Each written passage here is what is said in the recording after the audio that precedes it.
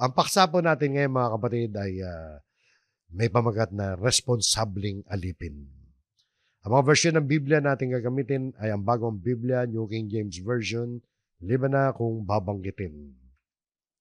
Ang paksa natin ngayon mga kapatid, pag sinabing responsable, ibig sabihin responsible ka, ginagampanan mo ang iyong tungkulin. Lahat tayo mga kapatid na sumasampalataya kay Kristo ay alipin ni Kristo at alipin ng Diyos. Kaya tinitle natin responsableng alipin, ibig sabihin responsableng Kristiyano. Ang pagiging alipin natin mga kapatid ay hindi katulad ng mga literal na alipin. Minsan naipaliwanag na natin dito yan. No? Hindi tayo katulad ng mga alipin, lalo na ng mga sinaunang panahon na ang mga alipin noon ay talagang sapilitan na pinakikilos, sa ayaw at sa gusto nila, sila ay talagang pinagtatrabaho. At sila mga kapatid ay personal na pag-aari ng kanilang mga Panginoon. Literally, yung mga alipin noon, property sila ng kanilang mga masters. No? Pero tayo mga kapatid, yung pagiging alipin natin ay hindi ganon. Voluntaryo tayo. At hindi tayo pinilit na maging alipin ng Diyos. Alipin nga tayo ng Panginoon kung tawagin, pero tinatawag din tayong mga anak ng Diyos. Tinawag din tayong kaibigan ni Kristo. Tinatawag din tayong kapatid ni Kristo. At kasama sa pamilya ng Diyos. So hindi tayo yung klase ng mga alipin na nilalatigo, ginugulpi, ginugutom at iba pa. Di ba? Hindi ganon. Ang pagiging responsable naman natin bilang mga alipin ay isang mahalagang aspeto ng ating buhay bilang mga tagasunod ni Kristo. Tinatawagan tayo nito na managot sa ating mga aksyon, relasyon at pangangasiwa sa mga kaloob at mga pinagkukunan o yung mga resources na ipinagkatiwala sa atin ng Diyos at ng ibang mga tao. Kasi ang application nito, yung pagiging tapat natin sa Diyos, kailangan tapat din tayo sa ating kapwa. Kung mapagkakatiwalaan tayo ng ating kapwa, kailangan nagre-reflect yun sa pagtitiwala naman ng Diyos sa atin. Kung responsable tayo sa araw-araw ng buhay natin, ibig sabihin, responsible na tayo ng mga mananampalataya. Ang isang responsableng mananampalataya ay yaong ginaganap ang kanyang tungkulin, di ba? Ginaganap ang kanyang trabaho, ginaganap ang kanyang gawain na dapat niyang ganapin dahil alam niya na meron siyang obligasyon at pananagutan sa Diyos at maging sa kanyang kapwa. Inaasahan ng Diyos na gagamitin natin yung mga resources, yung mga pinagkukunan. Gagamitin natin yung mga talento, gagamitin natin yung mga kakayahan, at maging ang mga pagkakataong ibinibigay sa atin ng Diyos. Gagamitin natin yun ng matalino at responsable. Hindi basta-basta yun, mga kapatid. Hindi natin babaliwalain. Kaya suriin natin ang ating mga sarili, mga kapatid, tungkol dito. Alam nyo, bilang mga mananampalataya, lahat tayo ay pinagkalooban ng gifts, di po ba, ng Panginoon? Meron tayong lesson nun, di ba, na nadadaanan natin ilang beses, yung talata sa Efeso, nang umakyat si Kristo sa langit, binigyan niya ng mga kaloob, ng mga gifts, ang mga mananampalataya para magamit sa paglilingkod. Lahat tayo ay meron galing sa Diyos at ipinagkaloob lamang sa atin ng Diyos. Kung ano man meron tayo mga kapatid, hindi tayo may-ari nun. Dahil ang Diyos ang nagmamay-ari ng lahat ng mga bagay. Dahil lahat ay galing sa Diyos at pag-aari ng Diyos. Ito yung basic principle dito mga kapatid. Tungkol sa stewardship, yung pagiging katiwala ho natin. Sa unang Kronika 29:11 ang sabi, sa iyo o Panginoon ang kadakilaan, kapangyarihan, kaluwalhatian, pagtatagumpay at karangalan. Sapagkat sa iyo ang lahat ng nasa langit at nasa lupa. Iyo ang kaharian, o Panginoon, at ikaw ay mataas na pinuno sa lahat. So, alam dapat natin yan, bilang mga mananampalataya. Lahat ay pag-aari ng Diyos. Napakarami mga talata po pwede natin magamit tungkol dyan. At isa na nga to. Ituloy pa natin ang pagbasa. Ang sabi sa sumunod na talata, Ang mga kayamanan at gayon din ang karangalan ay nagmumula sa iyo at ikaw ang namumuno sa lahat. Na sa iyong kamay ang kapangyarihan, kalakasan, pagpapadakila at pagpapalakas sa lahat. Kaya kung ano man meron tayo, maging ari-arian, talento, abilidad, lahat ng yan, mga kapatid, ay galing sa Diyos at Diyos ang nagmamay-ari niyan. At nararapat lamang nating ituring na yung mga kaloob sa atin ay ipinagkatiwala lamang sa atin ng Diyos. Kaya ang tawag sa atin, di ba sa Biblia ay katiwala o kaya steward. So nakita nyo, hindi tayo yung owner talaga. Pinagkatiwala lang sa atin ng Panginoon ang mga magagandang bagay na meron tayo. Ngayon, pag-aralan natin tong responsableng alipin. Tingnan po natin sa susunod na bahagi ng ating aralin yung tinatawag na ilang mga talata ng Biblia. Actually, 7. 7 mga talata ng Biblia na nagtuturo sa atin na maging responsable. So maraming talata sa Biblia ang nagtuturo sa atin na maging responsable. Sa ating mga gawain, sa ating pamumuhay, at pagtupad ng ating mga tungkulin. Pero sa pagkakataong ito, pag-aralan muna natin itong 7 lang. Dahil kakapusin tayo ng oras kung kukunin natin na napakarami mga talata. So tuklasin natin ang ilang pagtuturo ng Biblia na nagbibigay diin sa kahalagahan sa pagiging responsable sa ating mga pananagutan. Ang mga talatang ito, mga kapatid, ay magbibigay sa atin ng inspirasyon at gabay sa atin habang sinisikap nating gampanan ang ating mga tungkuling ibinigay sa atin ng Panginoon Diyos. Gagampanan natin ito na may kasipagan at integridad. Unawain natin, mga kapatid, ang karunungan at paghihikayat na inaalok sa atin ng banal na kasulatan sa pagbaybay natin sa landas ng pagiging responsableng mga alipin o mga Kristiyano. 7 punto, mga kapatid. 7 points ang ating pag-aaralan dito. 7 talata o grupo ng mga talata. Meron minsan isang talata, meron minsan 2 grupo ng mga talata. So sa Lucas 12:47, tungkol ito sa nakakaalam ng kalooban ng kanyang Panginoon. Basahin po natin. Ang sabi rito, 12:47, at ang aliping yun na nakakaalam ng kalooban ng kanyang Panginoon, ngunit hindi naganda at hindi ginawa ang ayon sa kalooban nito, ay papaluin ng marami. So nalalaman natin ang mga kagustuhan ng Diyos na nag-aaral tayo palagi ng salita ng Diyos, di ba ba? Kapag hindi tayo naganda at hindi ginawa ang ayon sa kalooban ng Diyos, ay papaluin tayo ng marami. At sa sumunod na talata, sinabi ni Jesus, subalit ang hindi nakakaalam at gumawa ng mga bagay na karapat-dapat sa mga palo, ay papaluin ng kaunti. So may palo rin. Pareho may palo. Yung isa, nakakaalam, ito naman hindi nakakaalam. Kahit hindi mo alam, may palo ka pa rin. Papaluin. Ibig sabihin ng palo rito, may parusa . O konti lang yung parusa sa hindi nakakaalam. At lumabag, di ba? So may kasabihan nga tayo, di ba, kung maalala natin. Yung patakaran ng batas ng tao na sa English yan sabi, ignorance of the law excuses no one. Ibig sabihin nito ay walang dahilan ng kamangmangan sa batas.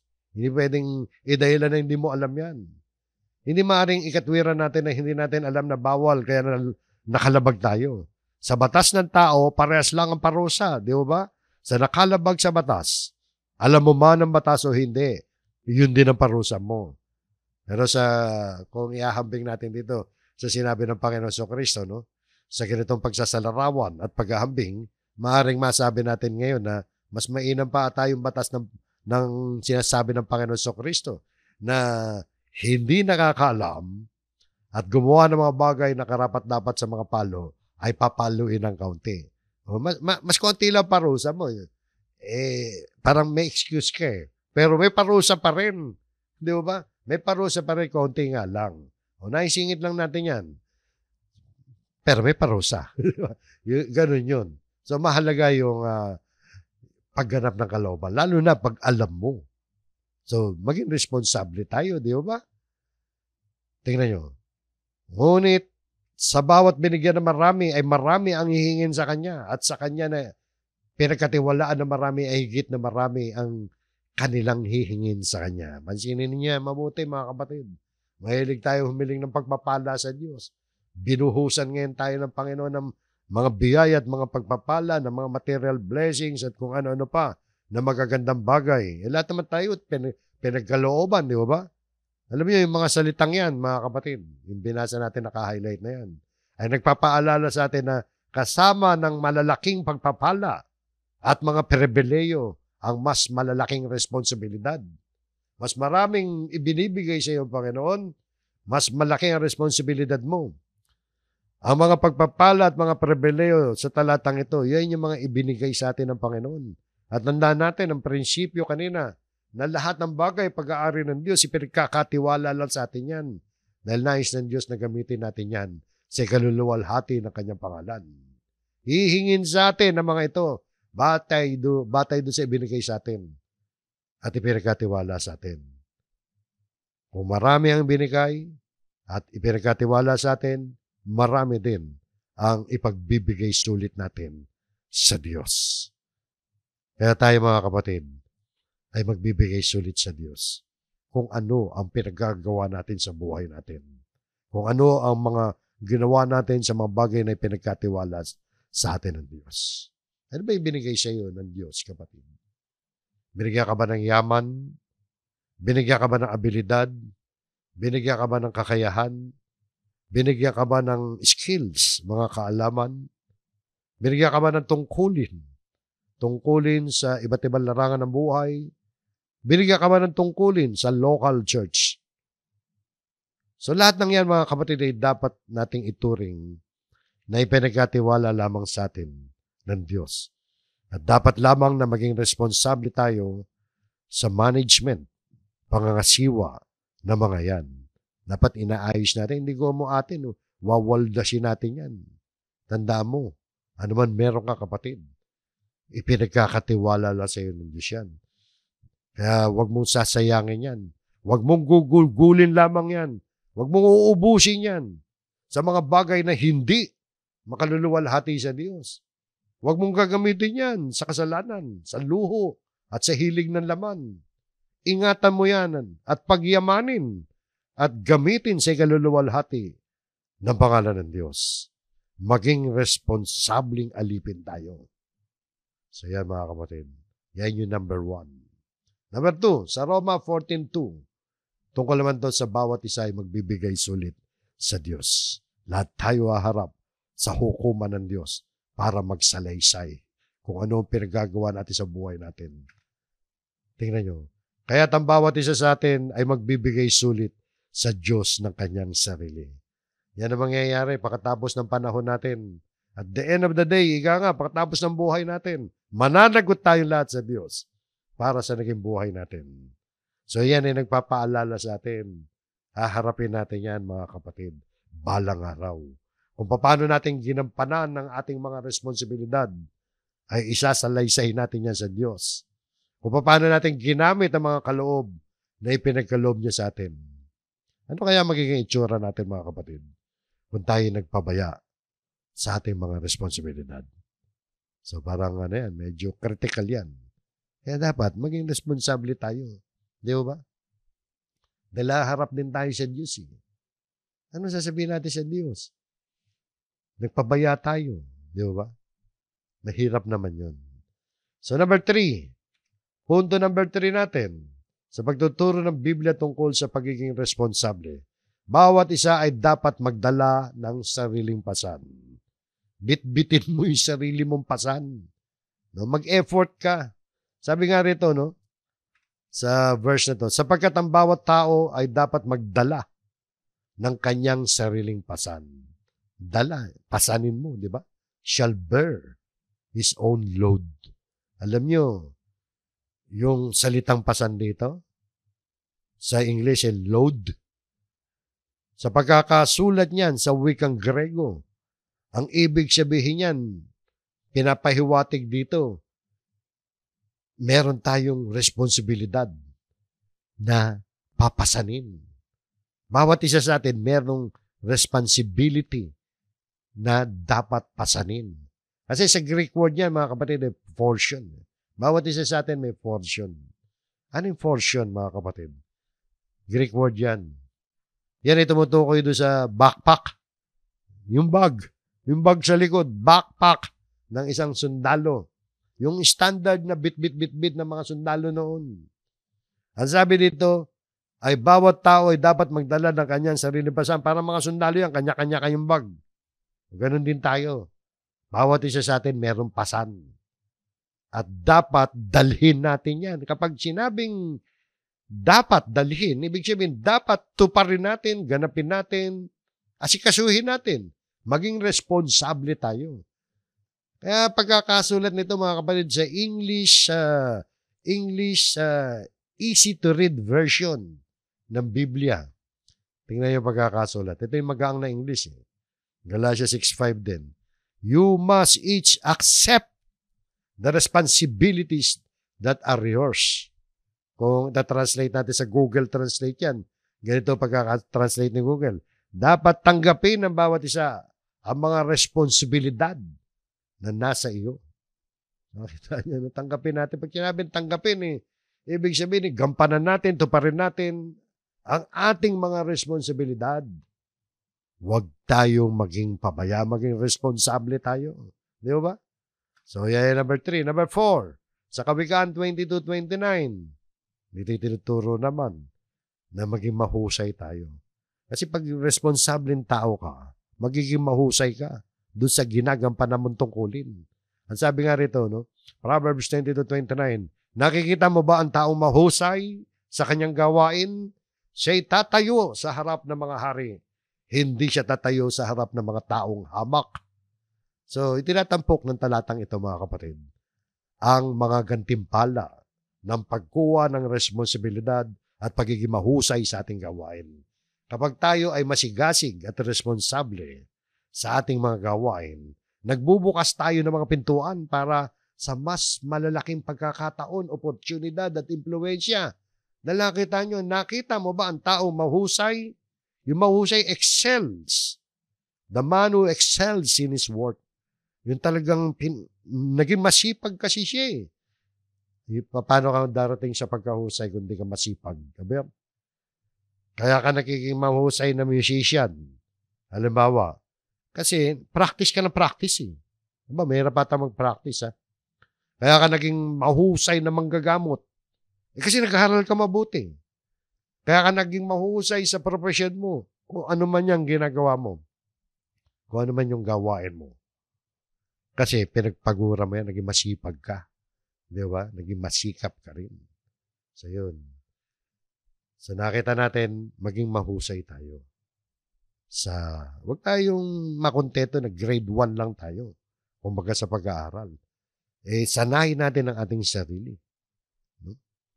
So yan number 4. Number 5, sa Kawikaan 27:23, maging responsable sa pinangangasiwaan. Meron kang pinangangasiwaan, maging responsable ka na. Huwag mo pababayaan kung ano man ang iyong pinamamahalaan. Yan po yung sinasabi dito sa Proverbs 23 at 27:23. Alamin mong mabuti ang kalagayan ng iyong mga kawan. At tingnan mo mabuti ang iyong mga hayupan. O di ba nagpapakita yung pagiging responsable? Inaalam mo mabuti yung kalagayan ng kawan mo. Tinitingnan mo yung sitwasyon nila. Ano ba problema niyan, etc. At tinitingnan mo mabuti ang mga hayupan. Sa New King James Version, ang sabi dyan, be diligent. Ang kahulugan ng salitang diligent ay yung pagkakaroon ng pagpapakita ng pagmamalasakit at pagiging tapat sa trabaho, tungkulin ng isang tao. So, ang talatang ito, mga kapatid, ay nagsasalita ng kahalagahan ng responsableng pangangasiwa. Tayo ay tinawag na pangalagaan yung mga resources na pinamahala sa atin ng Panginoon. Yung pangalagaan natin yung ating responsibilidad na ipinagkatiwala sa atin. Maging ito man ay tungkol sa ating pananalapi, relasyon, o anumang bahagi ng ating buhay, maging responsable tayo. Na para tayong nangangasiwa ng isang bagay na tinitingnan natin mabuti, pinag-aaralan natin, hindi tayo pabaya. Di ba? So, number 6 na tayo, mga kapatid. Sa Kawikaan 12:24, mga inspirational na pagtuturo ng Biblia to tungkol sa pagiging responsable. Ang sabi rito sa Kawikaan 12:24, ang kamay na masipag ay mamamahala, ngunit ang tamad ay malalagay sa sapilitang paggawa. Yung mamamahala dyan will rule. The hand of the diligent will rule. Ibig sabihin, mapopromote ka, di ba? Mamamahala ka Pero yung tamad, but the lazy man will be put to forced labor. Forced labor ka, diyan ka lang. Hindi ka na mapopromote. Sa Revised Tagalog Popular Version, ganito po pagkakasulat. Balang araw ang masikap ay mamamahala, ngunit ang tamad ay mananatiling alila. Nakita niyo, no? Paano ka bang ika nga magiging masikap kung irresponsible ka? Ang responsableng tao, masikap yan. Masikap. At masipag pa. Kaya yung kasipagan, yung kasikapan, di ba? Pagiging masigasig, diligent, humahantong sa paglago at pamumuno. Habang ang katamaran naman, humahantong yan sa kawalan ng pananagutan at nagbubunga yan ng pagkaalipin. Pag yung talagang irresponsable ka, magiging alipin ka na lang forever. Gusto ba natin ng ganon? Ang talatang ito, mga kapatid, ay nagpapaalala sa atin ang kahalagahan ng pagiging maagap at masigasig sa pagtupad sa ating mga responsibilidad. At yung ikapito, mga kapatid, na nagtuturo sa atin ng karunungan at pag-iikayat ng salita ng Diyos sa pagiging responsableng Kristiyano. Ito po yung ikapito. Ang sabi, gumawa ng gaya ng sa Panginoon at hindi sa mga tao. Tingnan nyo, mga kapatid, na sinasabi rito. Ano man ang inyong ginagawa ay inyong gawin ng buong puso na gaya ng sa Panginoon at hindi sa mga tao. Sabi, ano man daw, ano man, lahat ng bagay na ginagawa natin, gawin natin ng buong puso. So, binibigyan din dito, ng talatang ito, yung responsibilidad na meron tayo at harapin ang ating trabaho at araw-araw na gawain na may kausayan at pusong parangalan ng Diyos. Yun yung purpose natin. No? Yung puso natin, kaya tayo nagtatrabaho, di ba? May tungkulin tayo. Ano bang sa aking paghahanap buhay, halimbawa, dapat isipin ko na ito ako maghahanap buhay para maparangalan ko ang Diyos. So gagawin ko to na may kahusayan. Dahil gusto kong parangalan ng Diyos. Ganyan yan Ano man, kahit hindi hanap buhay, ano man ang ginagawa mo? Isa kang church worker, halimbawa. May tungkulin ka sa church. Ginagawa mo yun dahil gusto mong parangalan ng Diyos. Gawin mo ng buong puso yun. Yan Ano man ang inyong ginagawa, ay inyong gawin ng buong puso. Naggaya ng sa Panginoon at hindi sa mga tao. Tingnan niyo pa yung kasunod na talata rito. Yamang inyong nalalaman na sa Panginoon ay tatanggapin ninyo ang gantimpalang mana. May reward. May reward na gantimpalang mana. Paglingkuran ninyo ang Panginoong Hesukristo. Nakita ninyo, mga kapatid, sa pagtupad natin ng ating mga responsibilidad. Ano man ang mga tinutupad nating responsibilidad sa buhay na ito, ay iniuugnay yan sa ating paglilingkod sa Panginoon Hesukristo. Kaya nga sabi rito, paglingkuran ninyo ang Panginoong Hesukristo. Samantalang ang topic ni Pablo, mga kapatid, ano man ang inyong ginagawa. O, ano man ang inyong ginagawa, paglingkuran ninyo ang Panginoong Hesukristo. Kaya isipin natin, maging responsable ho tayo. Gumawa tayo ng gaya ng sa Panginoon at hindi sa mga tao. Alam ng Panginoon kung ano yung kinikilos natin, anong purpose natin. Pero dapat yan, mga kapatid, ano man ang ginagawa natin, isipin natin kung paano natin mapaparangalan ng Diyos sa anumang pagtupad natin ng ating mga responsibilidad. Pag irresponsable ka, natural, hindi mo mapaparangalan ng Diyos. Di ba? So, yun po, mga kapatid. So, yan lamang po ang 7 mga talata ng Biblia na nagtuturo sa atin na maging responsable. 7 lamang yan, mga kapatid. Nasabi natin kanina na marami pa. Marami tayong pwedeng gamitin. Kaya 7 lang ang kinuha natin ngayon. Dahil kukulangin tayo ng oras. Ngayon, habang patuloy tayong lumalago sa ating mga pag-aaral ng salita ng Diyos, ay lalo pang lalawak ang ating mga karunungan sa pagkaalam ng mga katotohanan ng Diyos upang tayo ay umunlad sa ating pagiging responsableng mga Kristiyano. Kaya tuloy-tuloy lang mga kapatid, yung pagdalo sa mga pagtitipon, sa pag-aaral ng salita ng Diyos, para higit tayong maging responsableng mga alipin ng Diyos. At sa ating aral mensahe, sa uling bahagi ng ating paksa ngayon, ay pag-aralan natin ito mga kapatid. May kaugnayan sa pagiging responsableng mga alipin ng Diyos. Ito ay isang popular na talinghaga ng Panginoon Jesucristo na kanyang itinuro nung siya'y nasa lupa pa lamang. At mukhang marami na nakakalam sa inyo nito, ang talinghaga ng mga talento. Yung talento rito, pera. Pero alam natin, hindi lang tungkol sa pera to. Yung talento kasi, yun yung pera nila nung unang panahon, nung sinasalaysay ng Panginoong Jesucristo to. Yan yung talent kung tawagin. Iba yung talent na abilidad natin. Pero parang ganyan na rin yan. No? Nagkataon lang. Nagkataon na gano'n ang tunog. Pero talento, pera yan nung panahon na yon. Alam niyo, ang talinghagang ito nagtuturo sa atin tungkol sa responsibilidad ng pangangasiwa. Ang bawat isa sa atin, mga kapatid, ay binigyan ng resources ng Panginoon. Binigyan tayo ng kakayahan at ibinigay sa atin ng mga bagay na ipinagkatiwala sa atin ng Panginoon ayon sa ating kakayahan. At inaasahan sa atin ng Diyos na gagamitin natin yung mga talento na ipinagkaloob sa atin, gagamitin natin yun ng matalino at ating palaguin kung ano man ang ipinagkaloob sa atin. At talinghagang ito mga kapatid ay nagpapaalala sa atin na ipinagkatiwala sa atin ng Diyos ang iba't ibang mga responsibilidad. At tayo ay tinawag na maging tapat sa pamamahala ng ating mga naging kung ano man ang ating responsibilidad.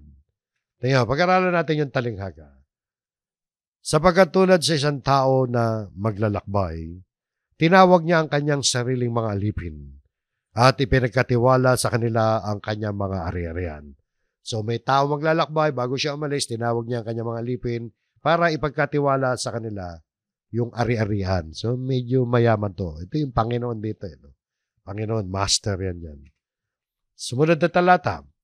Ang isa ay binigyan niya ng 5 talento. Ang isa ay 2 at ang isa ay 1. Sa bawat isa ay ayon sa kanyang kakayahan. Pagkatapos ay humayo na siya sa paglalakbay. So yan ang ginawa niya bago umalis. Dito ay nagbigay siya ng 5, 2 at 1 talento sa kanyang 3 alipin. Iba-iba, di ba? Ang sabi dito, ibinigay yun ayon sa kakayahan ng bawat isa. Alam ng Panginoon ang capacity ng 3 niya alipin. Alam niya na yung binigyan niya 5, kayang-kaya niya yan. Alam niya yung binigyan niya 2, hanggang 2, kaya niya. Alam niya yung binigyan niya 1 lang kaya niya, pero kaya pa rin niya. Alam niya bawat isa ayon sa kanyang kakayahan. Parang tayo, pinagkalooban tayo ng Panginoon, siyempre, ng mga kaloob ayon sa ating kakayahan. Alam ng Panginoon kung ano yung capacity natin. Kaya kung ano man meron ka, tanda mo, pinagkaloob sa iyo ng Panginoon yan para pagyamanin yan. Kasi tingnan nyo sa sumunod. Ang tumanggap ng 5 talento ay umalis kaagad at ipinangalakal niya ang mga yon. At nakinabang siya ng 5 pang talento. Ang ganda na nangyari sa una. Yung 5, umalis agad, umaksyon agad. Pinangalakal, ninegosyo niya. Traded, sabi riyan. So tumubo siya, nakinabang siya ng 5 pang talento. Na-doble, naging 10. Hindi tumubo. Gayon din ang tumanggap ng 2 ay nakinabang pa ng 2. Gayon din, pinangalakal niya rin, tumubo rin. So naging 4. Subalit ang tumanggap ng 1 ay umalis at humukay sa lupa. Nakita niyo, no? 1 na nga lang tinanggap niya humukay sa lupa. Anong ginawa niya? At itinago ang salapi ng kanyang Panginoon. Tinago. Wala mangyari dahil hindi naman tutubuan ng ugat yan. yung pera para tumubo eh. No? Nasa ilalim na ng lupa eh. Pagkalipas na mahabang panahon lumipas, dumating ang Panginoon ng mga aliping yon at nakipagayos sa kanila. Yung nakipagayos yan, i-account na sila. Pinagre-report na sila. At tumanggap ng 5 talento ay lumapit at nagdala ng 5 pang talento na nagsasabi, Panginoon, binigyan mo ako ng 5 talento. Eto, ako'y nakinabang ng 5 pang talento. Ang ganda ng report niya. No? Sabi sa kanya ng Panginoon niya, magaling, mabuti at tapat na alipin. Naging tapat ka sa kaunting bagay, pamamahalain kita ng maraming bagay.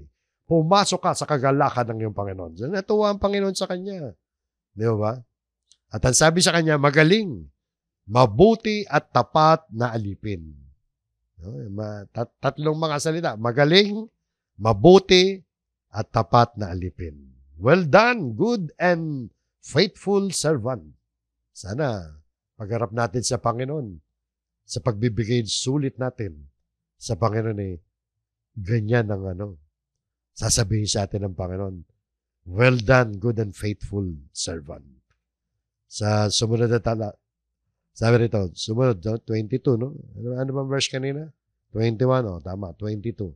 At lumapit din ang tumanggap ng 2 talento at sinabi niya, Panginoon, binigyan mo ako ng 2 talento. Eto, ako'y nakinabang ng 2 pang talento.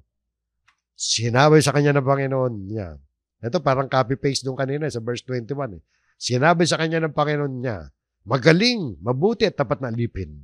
Naging tapat ka sa kaunting bagay, pamamahalain kita sa maraming bagay. Pumasok ka sa kagalakan ng iyong Panginoon. Naging tapat ka, hindi ko na ipaliwanag kanina, naging tapat ka sa kaunting bagay, pamamahalain kita sa maraming bagay. So, naging excellent siya sa maliit na bagay, pero mamamahala ka ngayon na maraming bagay. I-reward niya Mamamahalain siya ng magiging manager siya ng maraming bagay. Magiging ruler. No? Pamamahala. No? Ruler. Mamamahala siya. Pumasok ka sa kagalakan ng iyong Panginoon. So, natuwa sa kanyang Panginoon. Eto naman yung isa. Ano kaya nangyari? At lumapit din ang tumanggap ng 1 talento at sinabi, Panginoon, alam kong ikaw ay taong malupit na gumagapas ka roon sa hindi mo hinasikan at nagtitipong ka roon sa hindi mo kinalatan ng bini. Ano yung mga salitang yan? Yung gumagapas ka roon sa hindi mo hinasikan at nagtitipong ka roon sa hindi mo kinalatan ng bini. Ibig sabihin alam niya mabagsik yung kanyang Panginoon. Kaya ano nangyari sa kanya? Kaya ako'y natakot at ako'y umalis at itinago ko sa lupa ang talento mo. Eto, iyon na ang sa iyo. Ang galing pa ng pagkakasulat doon sa huli. Eto, iyon na ang sa iyo. So, nakita natin, parang dahil sa takot. Dahil sa takot, tinago na lang niya. O kaya, isa lang ang naisurrender niya. Hindi tumubo. Ngunit sumagot ang kanyang Panginoon at sinabi sa kanya, eto sabi, ikaw na masama at tamad na alipin. Alam mo palang ako'y gumagapa sa hindi ko hinasikan at nagtitipon sa hindi ko kinalatan ng bini. Umaga sana sinabi na, alam mo mabagsik pala ako no? Dapat sana'y inilagak mo ang aking salapi sa mga mangangalakal ng salapi at nang sa aking pagdating, matanggap ko kung ano ang akin, pati na ang pakinabang. So nakita niyan mga kapatid, no? Yung mga ngalakal ng salapi, bankers. Parang sa panahon natin, bangko. Diba? Sana, dineposito na lang niya yun. Kahit konti lang ang interest sa bangko, magkaka-interest din yun. Malit lang naman ang interest ng deposit, di ba, sa bangko. Kaysa naman binaon mo sa lupa, yun, hindi tutubo yun. Sabi ko nga, hindi nga tutubuan ang ugat yun dun. Kaya, nagalit, di ba? Kaya sa galit ng Panginoon, sabi niya, ano sabi niya kanina? Tamad. Tamad na alipin. Balikan nga natin yun.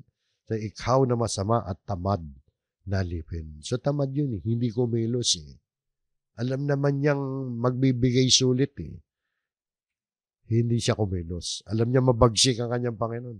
Dahil sa takot at katamaran, hindi siya kumilos. Dahil sa takot at katamaran. Yung dalawang bagay na yan, mga kapatid, iwasan natin yan. Takot at katamaran. Pag meron tayong takot at katamaran, magiging irresponsable tayo. Katulad nito.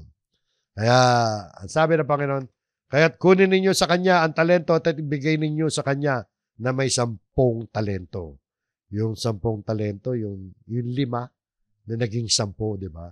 So, yung talented talaga yun. No? Yung pinakuha yung isa, binigay doon. No? Kaya mga kapatid, tingnan nyo mabuti. Meron talentong binigay sa yung Panginoon. Pag hindi mo ginamit yan, kukunin sa iyo ng Panginoon yan. Ibibigay doon sa masipag, doon sa mabuting alipin. Sa sumunod na talata, bakit ganyan ang desisyon? Bakit ibibigay doon sa 10? Sapagkat ang bawat meron ay bibigyan at siya'y magkakaroon ng kasaganahan. Ngunit ang wala, pati ang nasa kanya ay kukunin. O ganun pala eh. Bawat meron. Ano meron? Ano ba meron dito? Merong kasipagan. Merong katapatan. Merong kabutihan. Ibig sabihin, responsabling alipin. Di ba? Bawat meron ay bibigyan. Bibigyan ka. Magkakaroon ka. Pasasaganahin ka ng Panginoon. Maring hindi kayo maman. Hindi naman sinasabi, pero sagana to, abundance eh. Hindi naman tayo nagtuturo ng prosperity gospel. Kasi maraming may hirap na Kristiyano na namatay ng martir. Hindi naman ibig sabihin nun eh, pinaghirap sila ng Panginoon. Hindi naman ganun yun. Unawain natin ito, mga kapatid. Lalo kang pagpapalay ng Panginoon, either na materially or spiritually, bibigyan ka ng kasaganahan. Kung hindi man materially, binigyan ka ng kasaganahan dito, eh di ba sa pag-ahari natin sa loob ng 1,000 taon, nakasama si Kristo, napag-aralan natin sa Revelation, marahil doon ang ibang application nun. Kung dito pinagkatiwala ka ng kaunti, pagdating doon, mamamahala ka na marami. Possible na ganun din yun, di ba? Pero yun yung katotohanan dito. Bawat meron ay bibigyan. Merong kasipagan, merong katapatan. Bibigyan lalo yan, pasasaganahin. Pero pag wala ka niyan, pati yung iniisip mo na nasa iyo, kukunin yan. Baka akala mo nasa iyo pa, mawawala yan. No? Tuloy natin sa huling talata. At ang aliping walang pakinabang ay itapon ninyo sa kadiliman sa labas. Doon ay magkakaroon ng pagtangis at pagngangalit ng mga ngipin. Pag sinabing pagtatangis at pagngangalit ng ngipin, mga paghihirap yan doon sa kadiliman sa labas. So yun po mga kapatid, hindi magiging maganda ang kinabukasan natin kapag tayo irresponsable sa ipinagkatiwala po sa atin. At sa ating pagwawakas mga kapatid, nais ko pong iwan sa inyo ang ilang konklusyon dito mga kapatid sa talinghagang ito. 4 na punto po mga kapatid. Number 1, yung pananagutan at pagtitiwala. Ang bawat isa sa atin ay binigyan ng Diyos ng kanya-kanyang talento. Di ba ba? Talento, kakayahan at pagkakataon. Inaasahan, mga kapatid, inaasahan na gagamitin natin yan. Pagyayamanin natin ang mga ito. Hindi lamang para sa ating sarili, kundi para sa kapakanan ng iba at sa ikalulugod ng Diyos. So yan, meron tayong pananagutan at pagtitiwala na ipinagkaloob sa atin. At ikalawang punto, pagsisikap at pagiging tapat. Yan ang ating natutunan sa talinghaga. Pagsusumikap. Ang talinghagang ito mga kapatid ay nagtuturo ng kahalagahan ng pagsusumikap. Di ba? Pagsusumikap, kasipagan, at pagiging tapat at responsable sa ating mga gawain. Ang mga alipin na nagtrabaho, nakita naman natin, at pinagyaman ng kanilang mga talento ay pinarangalan, di ba? Samantalang ang nagbulakbol, ano nangyari? Yung nagbulakbol at natakot na alipin, pinarusahan. So yan ang ikalawa. Ikatlo, mga kapatid, pananampalataya at katapangan. Kailangan ng pananampalataya at katapangan upang gamitin ang ating mga talento. Nakita naman natin sa talinghaga. Kailangan ng katapangan upang gamitin ang ating kakayahan at harapin ang mga challenges. Ang pagkatakot at na magkamali o kaya masaktan ay hindi dapat maging dahilan upang hindi natin magamit ang ating mga talento. Katulad yung nangyari kanina. Doon sa binigyan ng isa, natakot siya. Alam naman niya mabagsik ang kanya Panginoon. Eh dapat nag-isip siya, diniposito niya sa bangko na lang. So, kailangan natin ng pananampalataya. Huwag tayong padadala sa takot. Kailangan pananampalataya, haluan natin ng katapangan. Pag matibay ang pananampalataya natin, tatapang tayo. At hindi tayo pababayaan ng Panginoon na gamitin ang ating talento, palaguin yan. Sapagkat nalalaman niya ang nilalaman ng ating puso. So, i-develop natin yung pananampalataya at katapangan. At sa huli, mga kapatid, na tagubili natin yung pagpapahalaga sa ibinigay sa atin ng Diyos. Ano man ang ating tinanggap, maliit man yan o malaki, nakita niyo naman sa talingaga, 5, yung isa 2. Okay lang sa Panginoon, pareho lang gantimpala nila. Ano man ang ating tinanggap, maliit man o malaki, ay dapat nating pahalagahan at gamitin sa tamang paraan. Hindi mahalaga kung gaano kalaki ang talento na ibinigay sa atin, kundi kung paano natin ito ginamit at pinalago. So yan, mga kapatid. Kaya sa kabuuan, itong talinghagang ito, mga kapatid, ay nagbibigay din sa responsibilidad ng bawat isa na gamitin ang kanilang mga biyaya at kakayahan upang maglingkod at magbigay puri sa Diyos at upang maging mabuting katiwala na mga ipinagkaloob sa atin dito sa buhay na ito. So yun yung aral sa talinghaga. Nakita naman natin ang kaugnayan niyan sa pagiging responsableng mga Kristiyano. So yun po, mga kapatid, ang ating lesson. Naway magkaroon ito ng aplikasyon sa buhay po ng bawat isa sa atin. Pagpalain po kayo ng Panginoon. Pagpalain tayong lahat ng Panginoon. Tayo po'y muling manalangin.